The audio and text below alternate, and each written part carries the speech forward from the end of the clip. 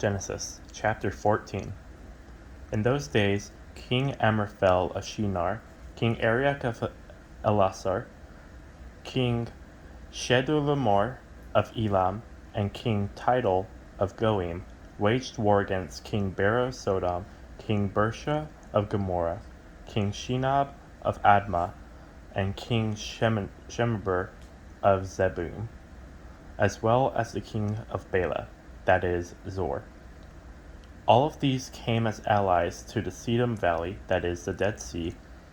They were subject to Chedorlaomer for 12 years, but in the 13th year they rebelled.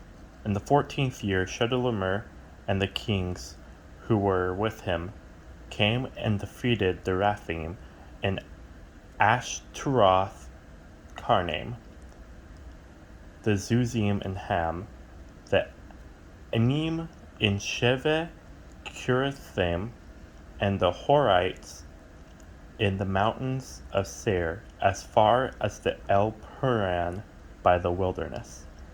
Then they came back to invade En Misfat, that is, Kadesh, and they defeated the whole territory of the Amalekites, as well as the Amorites who lived in Hazazon Tamar.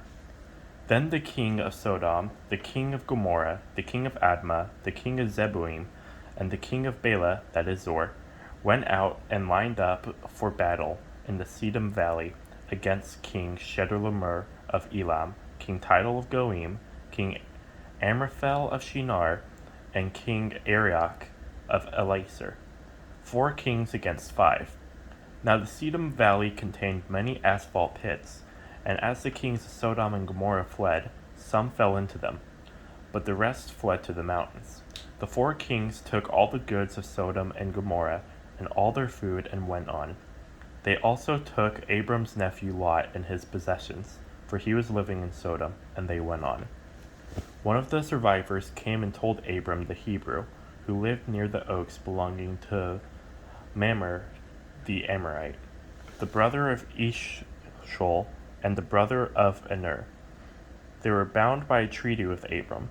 When Abram heard that his relative had been taken prisoner, he assembled his 318 trained men born in his household, and they went in pursuit as far as Dan.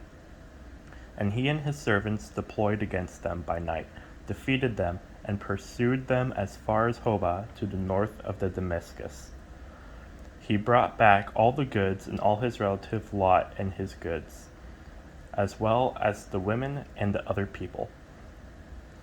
After Abram returned from defeating Chedorlaomer and the kings who were with him, the king of Sodom went out to meet him in the Sheva Valley, that is, the King's Valley. Melchizedek, king of Salem, brought out bread and wine. He was a priest to God Most High. He blessed him and said, Abram is blessed by God Most High, creator of heaven and earth, and blessed be God Most High, who has handed over your enemies to you. And Abram gave him 1/10 of everything. Then the king of Sodom said to Abram, Give me the people, but take the possessions for yourself. But Abram said to the king of Sodom, I have raised my hand in an oath to the Lord, God Most High, creator of heaven and earth, that I will not take a thread or sandal strap or anything that belongs to you. So you can never say, I made Abram rich. I will take nothing except what the servants have eaten.